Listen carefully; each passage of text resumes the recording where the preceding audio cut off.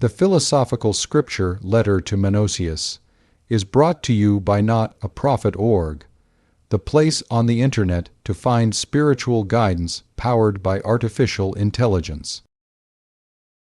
Greeting. Let no one be slow to seek wisdom when he is young, nor weary in the search thereof when he is grown old. For no age is too early or too late for the health of the soul.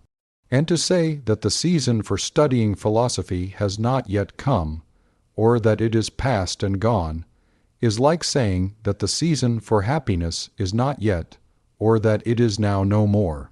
Therefore, both old and young ought to seek wisdom, the former in order that, as age comes over him, he may be young in good things because of the grace of what has been, and the latter in order that, while he is young, he may at the same time be old, because he has no fear of the things which are to come.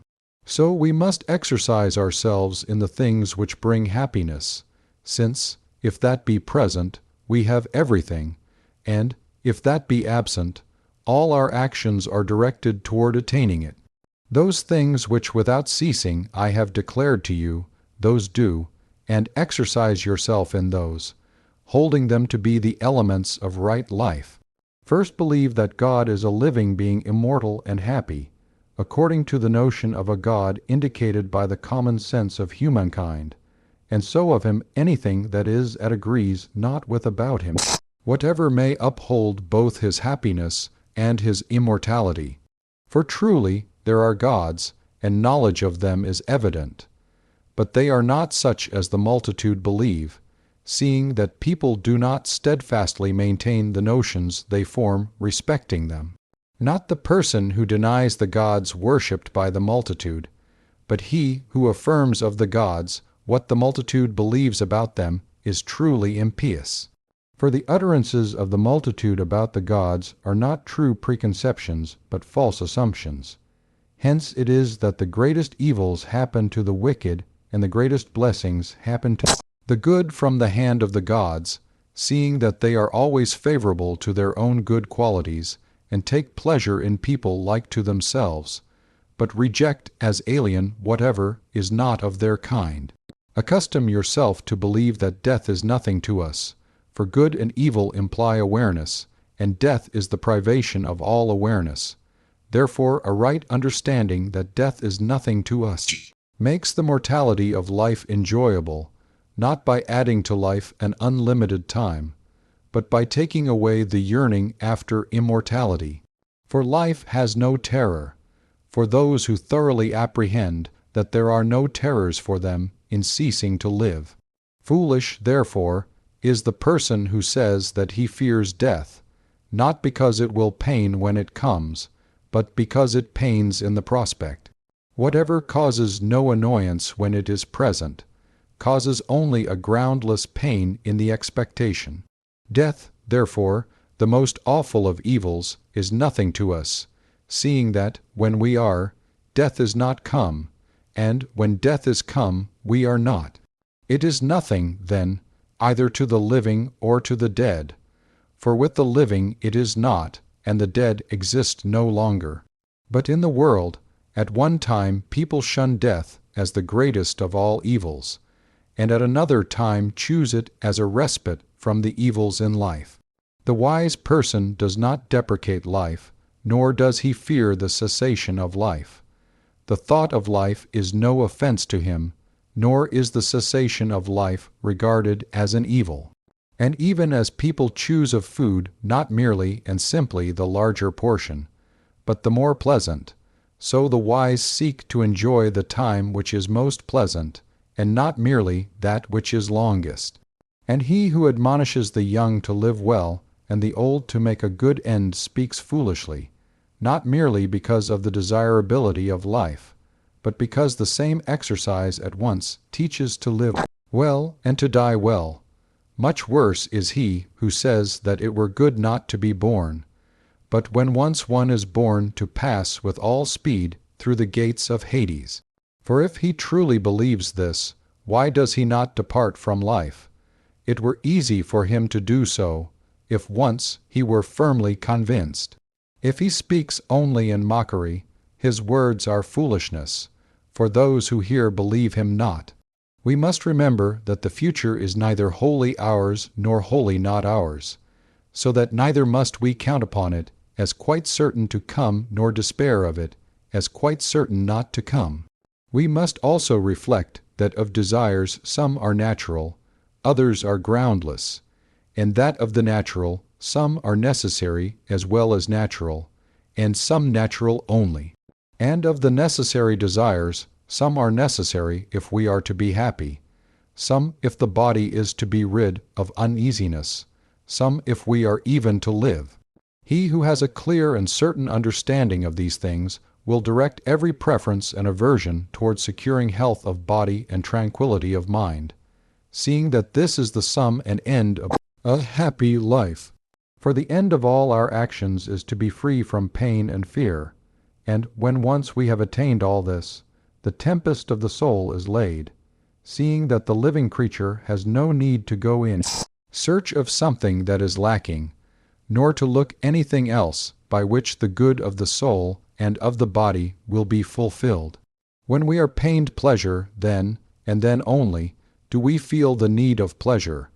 For this reason we call pleasure the alpha and omega of a happy life. Pleasure is our first and kindred good. It is the starting point of every choice and of every aversion, and to it we come back, inasmuch as we make feeling the rule by which to judge of every good thing. And since pleasure is our first and native good, for that reason we do not choose every pleasure whatever, but often pass over many pleasures when a greater annoyance ensues from them. And often we consider pains superior to pleasures, when submission to the pains for a long time brings us, as a consequence, a greater pleasure. While therefore all pleasure, because it is naturally akin to us, is good, not all pleasure is worthy of choice, just as all pain is an evil, and yet not all pain is to be shunned. It is, however, by measuring one against another, and by looking at the conveniences and inconveniences, all these matters must be judged. Sometimes we treat the good as an evil, and the evil, on the contrary, as a good.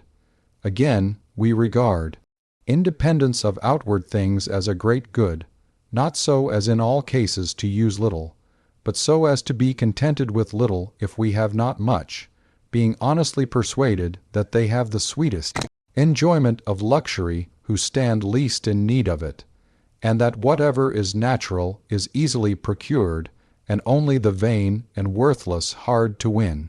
Plain fare gives as much pleasure as a costly diet, when the pain of want has been removed, while bread and water confer the highest possible pleasure when they are brought to hungry lips. To habituate one's sea, therefore, to simple and inexpensive diet supplies all that is needful for health, and enables a person to meet the necessary requirements of life without shrinking, and it places us in a better condition when we approach at intervals a costly fare, and renders us fearless of fortune.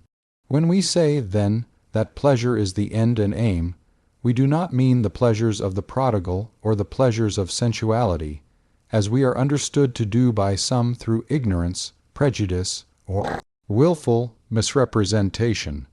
By pleasure we mean the absence of pain in the body and of trouble in the soul.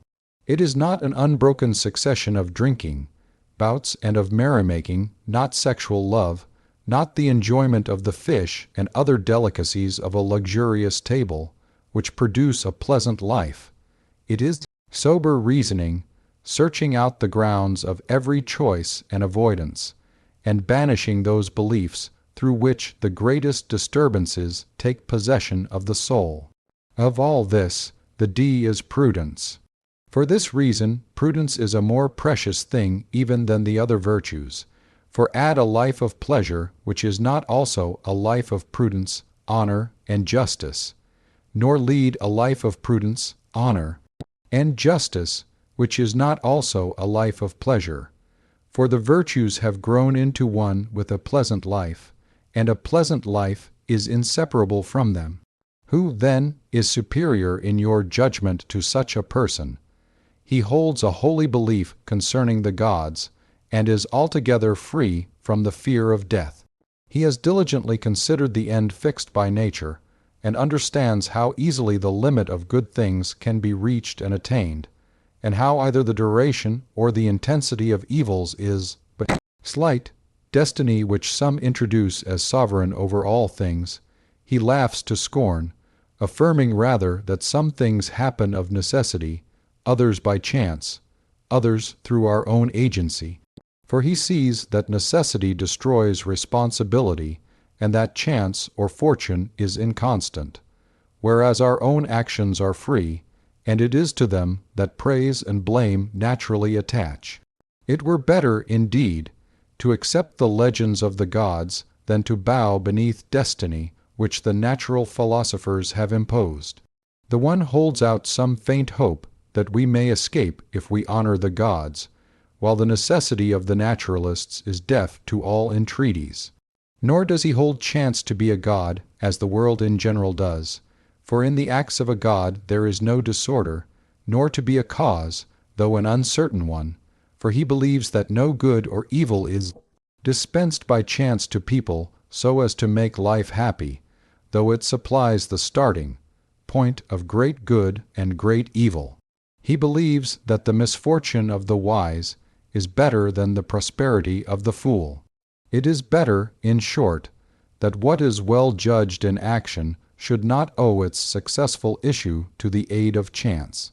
Exercise yourself in these and kindred precepts day and night, both by yourself and with him who is like to you. Then never, either in waking or in dream, will you be disturbed, but will live as a god among people, for people lose all appearance of mortality by living in the midst of immortal blessings.